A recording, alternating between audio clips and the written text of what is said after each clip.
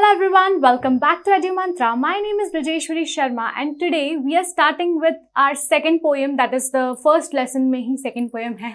First poem हम लोगों ने already cover up कर ली है, Fire and Ice, and ये है second poem, Dust of Snow. Again it is written by Robert Frost, and as I have already mentioned कि Robert Frost ऐसे सब poems क्यों लिखता है. Since he was quite depressive child and उसके family में भी काफ़ी सारे क्योर्स चालू रहते थे, इस वजह से उसके ये सब दिमाग में ये सब पोएम्स आती थी and he just needs to jot it down on the paper. Okay, अब ये जो पोएम है it is written in 1923. Okay, it is written in 1923, and if you guys are a good learner, you guys are a good reader, तो आप लोगों को पता होगा कि ये जो पोएम है ये वर्ल्ड वॉर 1 के बाद लिखी गई है. तो उस वक्त कैसा मेंटालिटी था उस वक्त पीपल का. They were lost, they were like depressed, उन लोगों को समझ नहीं आ रहा था कि क्या करना चाहिए. So he is a poet जो पोएम्स लिखता था आफ्टर वर्ल्ड वॉर 1, मतलब he was a post world war poet. Okay, again Robert Frost, as I have already mentioned, is a nature poet. तो ये मोस्टली हमेशा ऐसे करते थे कि नेचर से रिलेटेड पोएम लिखते थे. कभी भी नेचर या नेचुरल एनवायरमेंट में ये हमेशा अपनी पोएम को लिखना पसंद करते थे, जहाँ पर मेटाफोरिकली नेचर जो है वो कहीं भी चीज़ से, किसी भी चीज़ से कंपेयर हो रहा हो, या फिर ह्यूमन इमोशंस, या फिर कोई भी कुछ भी हो सकता है, वो उससे कंपेयर करके कभी भी नेचर को लिखते थे. सिमिलरली डस्ट ऑफ स्नो, अगर हम लोग इसको ऐसा देखें तो इसका ऐसा वर्ड मीनिंग क्या होगा. डस्ट मतलब छोटे छोटे टाइनी पार्टिकल्स, ठीक है. Of snow, dust of snow मतलब छोटे छोटे पार्टिकल्स किसके, स्नो के. स्नो आप सबको पता है बर्फ. Okay, so when tiny particles of snow, ठीक है, is given, it means it is the dust of snow. Okay, इस पोयम को लिखते हुए पोएट का जो दिमाग है, जो उसका जो माइंड सेट है उस वक्त कैसा है, ही इज क्वाइट डिप्रेस्ड. इस वजह से सब कुछ जो है उसने जैसा भी मेंशन आउट किया है, सब कुछ मेटाफोरिकली मेंशन किया हुआ है, और उसने हर एक चीज को दो वे में बताया है. Okay, one and negative way, and second how negative could be converted to a positive way.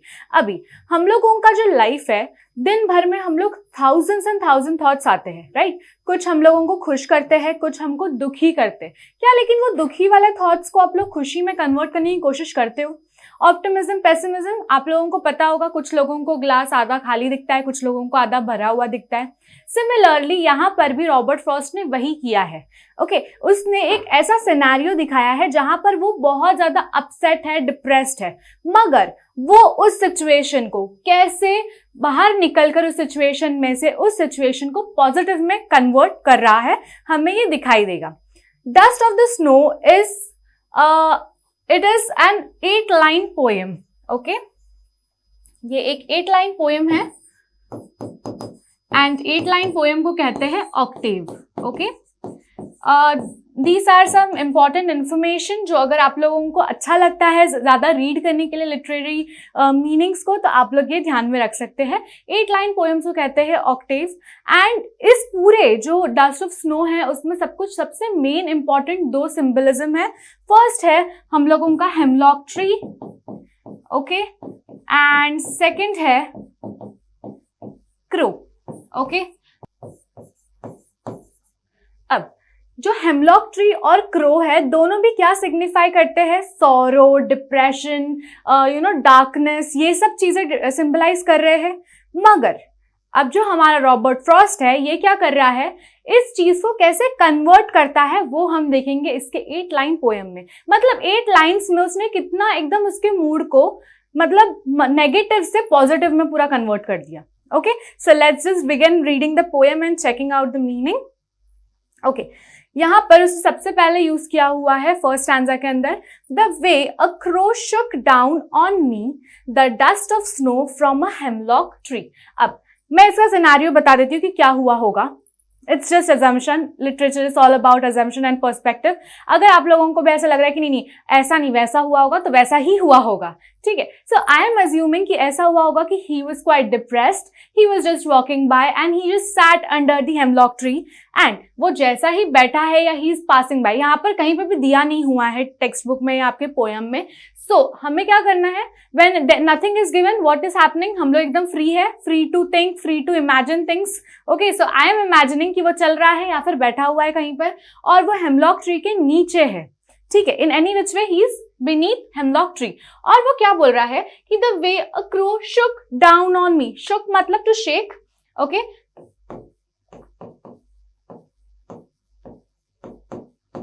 Okay, and वो बोल रहा है कि जिस तरह से क्रो मेरे पर शेक होकर, जिसने उस मेरे पर लाइक यू नो वो हिला, तो उस मेरे ऊपर ही वो, जब मैं हिल रहा था वो, तब वो मैं नीचे खड़ा था उसके।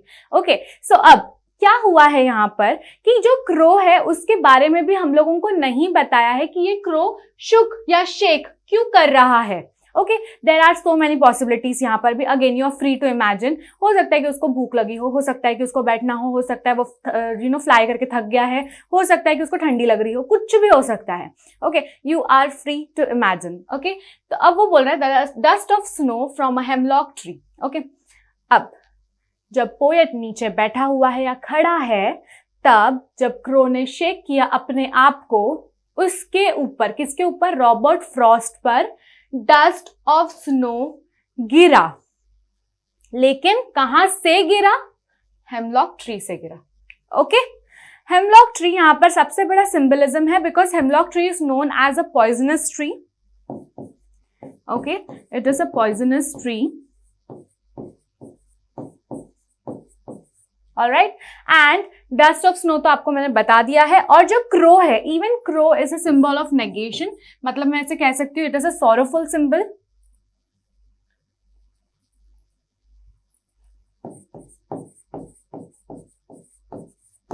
sorrow, fear, it could be anything, मतलब कोई अच्छा सिंबल नहीं होता है। इफ यू रिमेंबर, तो अगर हम लोग के यहाँ पे भी किसी का डेथ होता है तो वी सिंबलाइज क्रो कि वो आकर के अगर खाना खाता है मतलब उस पर्सन को मोक्ष मिल गया या something of that sort. We kind of generally assume such things. तो हम लोग क्रो को कभी भी पॉजिटिव एस्पेक्ट से देखते नहीं हैं। मगर रॉबर्ट फ्रॉस्ट क्या बोल रहा है कि जब मैं नीचे बैठा हुआ हूं या मैं खड़ा हूं, एक क्रो आता है, अचानक से क्रो आकर के हिलता है और मैं जिस ट्री के नीचे हूं, जैसे ही वो हिल रहा है, वो ट्री के ऊपर का जो स्नो है, जो उसके ऊपर का जो डस्ट है, वो मेरे ऊपर गिर रहा है। ओके, अंडरस्टूड द सिनेरियो, ये हुआ है उसके साथ में। अब आगे बढ़ते क्या हो रहा है। सेकेंड स्टैंजा में वो बता रहा है, has given my heart a change of mood and saved some part of the day I had rued। अब वो क्या बोल रहा है कि मैं वहां पर बैठा हूं, मेरे पर स्नो गिरी, जो मैं अपने डिप्रेशन में था ना, वो सब मेरा बाजू में ही रह गया और मेरे दिमाग में मैं ये सोच रहा हूँ कि यार ये स्नो क्यों मेरे ऊपर गिर गई। ठीक है, वो चीज हमारे थॉट में आ गई। ठीक है, और कहीं ना कहीं हम लोगों ने वैल्यूएबल सेकंड्स बचा लिए ये सोचने में। ठीक है, तो जो डिप्रेशन था वो बाजू में ही रह गया। ऐसे होता है ना, कभी कभी हम लोग बैठे हुए हैं, बहुत ज्यादा डिप्रेस्ड है, अरिजीत सिंह के गाने सुन रहे हैं एकदम इमोशनल वाले, डिप्रेशन वाले, और बीच में ही कोई दूसरा गाना बज रहा है, पंजाबी बज गया या कोई भी सॉन्ग बज गया।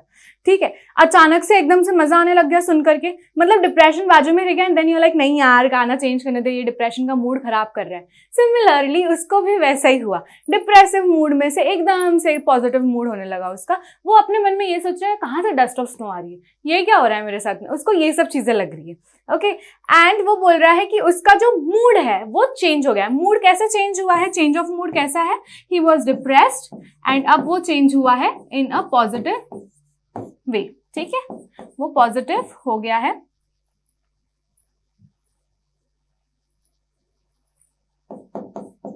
राइट, मतलब उसका जो मूड जो डिप्रेस था, नेगेटिव था, वो अचानक से पॉजिटिव में चेंज हो गया है, वो ये बता रहा है। And saved some part of the day I have rued, वो बोल रहा है कुछ तो भी पोर्शन बच गया कम से कम, दिन भर नहीं तो मैं डिप्रेशन में ही रह जाता और मैं कुछ सोचता ही नहीं इसके अलावा। अब वो क्या सोच रहा है, even that is not mention. ठीक है, मगर हम लोगों के पास में क्या सिर्फ एक थॉट होता है क्या? नहीं। आज अगर हम लोग लाइक 8 o'clock को अगर हम लोग किसी एक चीज के इशू को लेकर के अगर हम लोग दुखी है, हो सकता है 9 बजे मुझे कोई और चीज याद आ जाए। दुख में तो बापरे मुझे तो लगता है कि हम लोग माउंटेन ही बना लेते दुखों का, कि नहीं यार ये भी अच्छा नहीं, शायद लगता है मेरे में ही कोई प्रॉब्लम है, शायद मेरे बाल अच्छे नहीं, या फिर शायद मैं ही अच्छी नहीं, continuously that piles up, right, and we don't know कि हम दुखी किसने, मतलब इनिशियल क्या था दुख, वो भूल ही गया, वो बाजू में ही रह जाता है, बाकी सब दुख पे दुख बढ़ते जाता है। तो वो वही बोल रहा है कि जब मैं दुखी था, अचानक से मेरा मूड चेंज हो गया और अब मैं ये सोच रहा हूँ कि वो क्या चीज है, मतलब कहाँ से, ये कहाँ से हो रहा है ये सब चीजें, वो ये सोच रहा है, ठीक है। तो अब वो बोल रहा है कि उसके वजह से मेरा कुछ पार्ट ऑफ द डे बच गया खराब होने से। रूइड मतलब टू रूइन,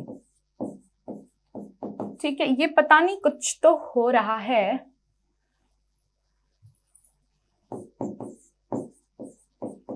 ठीक है। मतलब वो बोल रहा है कि रूइन होने से बच गया है अब मेरा दिन। कौन बोल रहा है ये सब?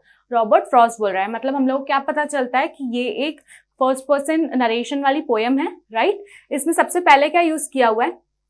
इसमें कहीं पे भी आई यूज किया है, राइट। आई नहीं यूज किया, इसमें मी यूज किया हुआ है। मी मतलब फर्स्ट पर्सन हो गया, राइट, ठीक है।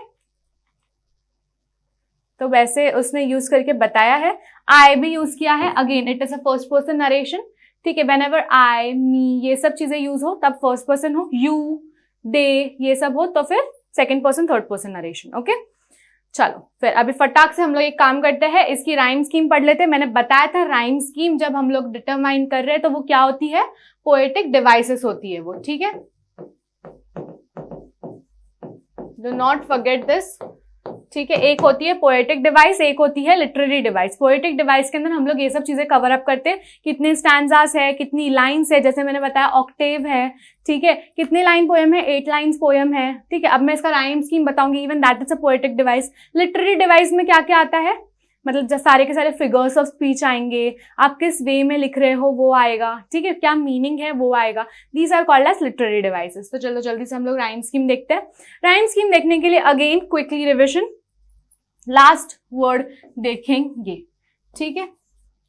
लास्ट वर्ड्स कौन से हैं? ये 4 है लास्ट वर्ड्स, देखते हैं अभी। क्रो, मी, दोनों अलग अलग वर्ड्स है। क्या ये राइम हो रहे हैं? नहीं हो रहे। क्रो, मी, नहीं हो रहा है दोनों भी राइम। चलो इसको दोनों को अलग अलग नाम दे दो, ठीक है। अल्फाबेट, अल्फाबेट कोई भी दे सकते हो आप, okay. I am starting with a, me है तो फिर ये दोनों राइम नहीं हो रहे तो मैं इसको बी दे दूंगी, ठीक है। Crow, me, snow, crow, snow, crow, snow, दोनों राइम हो रहे हैं, क्रो, स्नो, ठीक है। तो जो इसके साथ राइम हो रहा है ना, इसी का अल्फाबेट नीचे आ जाएगा, अगेन ए, ठीक है।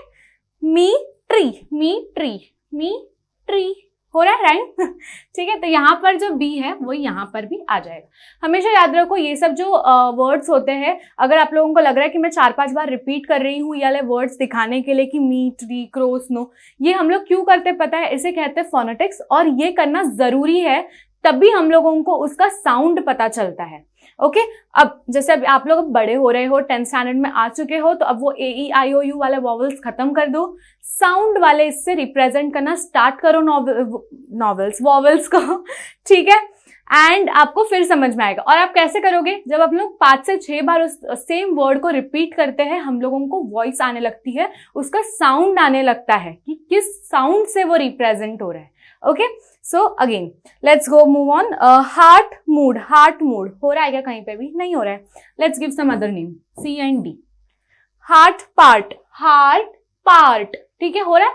हार्ट पार्ट दोनों हो रहा है, सी सी। मूड रूड, मूड रूड हो रहा है दोनों भी, अगेन इट इज डी। तो हम लोग क्या पता चलता है? Rhyme scheme of the poem dust of snow is A B and C D, ठीक है।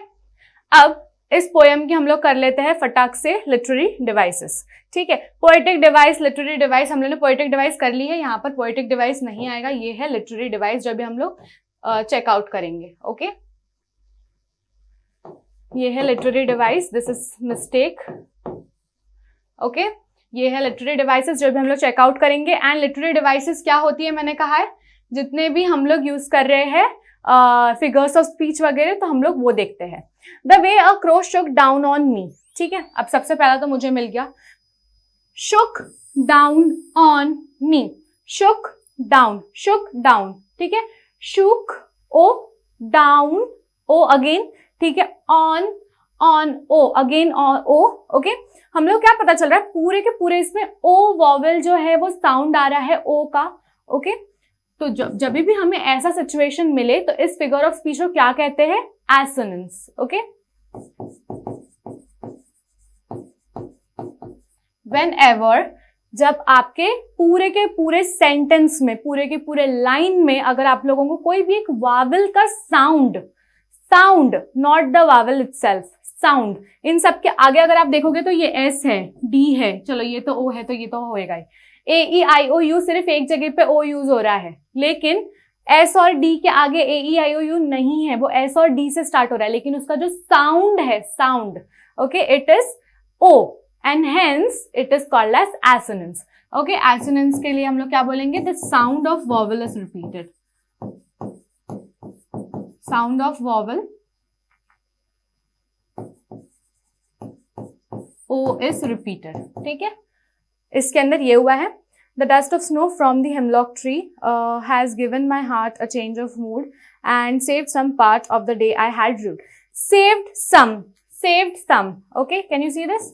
सेव्ड सम, एस एस, सामने वाला वर्ड रिपीट हो रहा है, लेटर, सॉरी, एस और एस, लेटर रिपीट हो रहा है। When letter of a word is repeated in one sentence, तब उसको क्या कहते हैं हम लोग? एलिट्रेशन। ओके,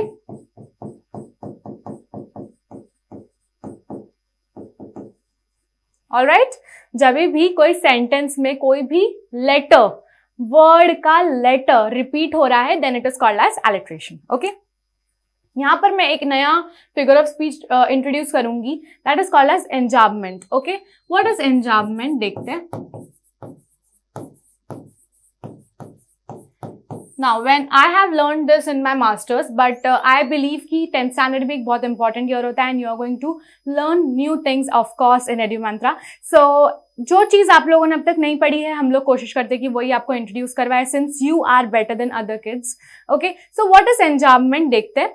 एंजाबमेंट ऐसा होता है कि जब भी कोई हम लोग पोएम पढ़ रहे हैं और बीच में जब भी हम लोग देखते हैं कभी भी कि जो पोएट है वो पंचुएशन मार्क्स यूज कर रहा है। ठीक है, पंचुएशन मार्क्स क्या होता है? कॉमा, फुल स्टॉप, सेमीकोलन, कुछ भी वो यूज कर रहा है। ठीक है, तब हम लोग एंजाबमेंट नहीं बोलेंगे। बट पोएट क्यों वो एक्चुअली यूज कर रहा है पंचुएशन? पोएट कभी भी पंचुएशन मार्क्स यूज करता है ताकि वो चाहता है सामने वाला इंसान पॉज ले वहां पर।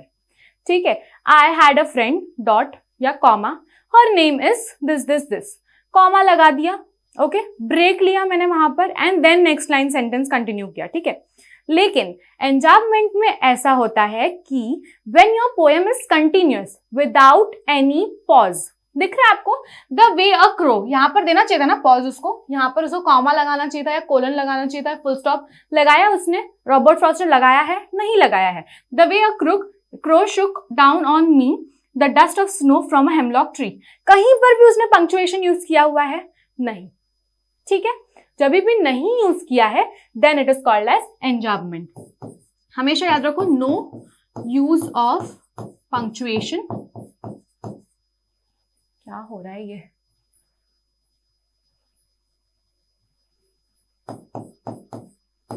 No use of punctuation marks. ठीक है, ऑलराइट, जब भी पंक्चुएशन मार्क्स नहीं यूज होंगे तब इट इज कॉल्ड एज एंजाबमेंट। यहां पर हम लोगों को मेटाफर्स दिख रहा है क्या? राइट, हम लोग को दिखाई दे रहे हैं। वो क्या कह रहा है? क्रो और हेमलॉक ट्री, जो एक हमेशा नेगेटिव पर्सपेक्टिव में देखी जाती है, उसने उसको एक पॉजिटिव मीनिंग दी हुई है, hence it is called as, अगर सिंबोलिज्म के थ्रू देखें तो हम लोगों को क्रो और हेमलॉक ट्री के अंदर भी दिखाई देगा हम लोगों का metaphors. It is comparing human emotions. Alright, तो हम लोग को क्या पता चलता है इस पूरे पोएम में? वी कैन सी कि the crow who is a symbol of negative perspective, negative aspects, negative traits, and the hemlock tree जिसको poisonous किया जाता है, हम लोग उसको poisonous denote कर सकते हैं, हम लोग उसको poisonous कहते हैं। ठीक है, hemlock tree and crow को। ठीक है, बट हम लोगों के रॉबर्ट फ्रॉस्ट ने इन दोनों को भी पॉजिटिव मीनिंग दी हुई है। ठीक है, इसको पूरा नेगेटिव को पॉजिटिव में इसने कन्वर्ट कर दिया है। क्यों किया होगा? चाहता तो वो ये इन दोनों से स्टार्ट ही नहीं करता, वो स्टार्ट ही कोई ब्यूटीफुल ट्री से करता, चलो एप्पल ले लेता हूँ, ओक ले लेता हूँ, पाइन ले लेता हूँ, वो कोई अच्छे वाले ट्री से स्टार्ट करता ताकि वो उसकी और अच्छी अच्छी बातें कर सके। Right, I already told you Robert Frost is a nature poet, तो वो वहीं पर नेचर से ही रिलेटेड बातें करेगा। ठीक है, बट और वो चाहता तो वो क्रो के जगह पर भी कोई अच्छी पिकॉक ले लेता या फिर स्पैरो ले लेता, जहां पर उसकी जो पोयम है वो और भी ज्यादा ब्यूटीफुल हो जाती। कि आपने किसी भी पोएट को देखा है कि यूजुअली ये लोग क्रो के बारे में ऐसे डिस्कशन कर रहे हैं, पीजन्स के बारे में डिस्कशन कर रहे हैं? बहुत कम पोएट्स होते हैं। यूजुअली कौन से बर्ड्स होती है जो ये लोग यूज करते हैं? स्वॉन्स, जिसका उनको पीस मिले दिखाई दे, ठीक है, या फिर उन्हें नाइटिंगेल यूज करते हैं ताकि उन लोग उसकी वॉइस को कंपेयर कर सके। वुड पैकर कभी कभी यूज कर लेते हैं। बट दीज बर्ड्स जो क्रो एंड ऐसे इन लोग इसको कैसे कर्स जैसा समझते हैं, ओके, यूज करना, एंड उनको लगता है क्या ही पॉजिटिव है इसमें, सब कुछ नेगेटिव वे में चला जाएगा। And a poet always page attention कि जो उसका जो राइटिंग है ना वो हमेशा पॉजिटिव हो, ठीक है। Whenever even I right a poem, मैं कोशिश करती हूँ कि हमेशा जो एंड है वो पॉजिटिव एस्पेक्ट पर ही खत्म हो। मगर क्या इसने ऐसा किया? इसने एक ऐसे दो एलिमेंट्स चूज किए नेचर के जो दोनों भी कर्स साबित किए जाते हैं, बट उसने क्या किया? इसके अंदर भी एक पॉजिटिव पूरी की पूरी कैरेक्टर ले आया और हम लोगों को ये यकीन दिला दिया कि no matter what the situation is, no matter what our thoughts is, no matter how negative we are from day one, मगर इस नेगेटिव को पॉजिटिव कन्वर्ट करना ही सबसे मेन इंपॉर्टेंट एस्पेक्ट होता है of our life. Okay, so no matter how situations are being very difficult for you these days, आप लोगों को बहुत डिप्रेशन हो रहा है, I can completely understand, pandemic में बहुत प्रॉब्लम्स हो रही है सबके यहाँ पर, बट इस नेगेटिव के लिए भी पॉजिटिव सोचना is what Robert Frost is asking you to do. Okay, I hope आप लोगों को ये पोएम समझ में आई हो। It is just an 8-line poem, so there is nothing much more to teach in it, but there is a deeper meaning in it. Okay, so अगर आप लोगों को अच्छी लगी हो ये वाली पोएम की explanation तो like, comment and subscribe obviously, and keep visiting EduMantra and liking my videos. So bye bye.